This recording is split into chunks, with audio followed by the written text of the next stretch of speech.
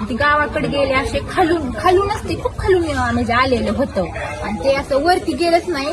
ते असं म्हणजे धावपट्टी आहे त्याच्या खाली लँडिंग करते तिथं जवळपासच फक्त असं क्रॅश झालं, असं ते पलटी झालं, असं त्याचा डायरेक्ट जाग्यावरती स्फोटच झाला.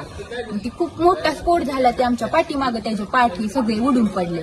मग आम्ही म्हणजे कॉल ही केला, इथले आलेले होते त्यांना, ते आले पोलीस ही सगळे आणि नंतर मग पाणी ही त्याच्या अंगा म्हणजे हे अग्निशमन आलं ते टाकलं. तरी आम्ही बादल्या भरून नेल्या. म्हणजे आम्हाला वाटलं नसं म्हणजे ते माणसांचे खूप वाईट वाटलं. म्हणजे असतील कोण नाही आम्हाला काही माहिती नव्हतं. पहिल्यांदा आम्ही ते बादल्या भरून घेऊन गेलो आणि मग त्यांनी ते असं पाणी टाकलं. ते साईडला अशी बॉडी पडलेली ती आम्ही स्पष्टपणे पाहिली. ते अगोदर माहित नव्हतं आम्हाला दादांची बॉडी असेल. ती नंतर कळलं की ते दादाच होते. ते आपण खिडकीच्या साईडला होते, ते खिडकीच्या तिथंच त्यांची बॉडी पडलेली आणि असं मुंडकं म्हणजे नव्हतं, अशी पूर्ण बॉडी होती आणि ती अशी सगळी पांढरी झालेली आणि अशी फुगलेली मोठी बॉडी होती.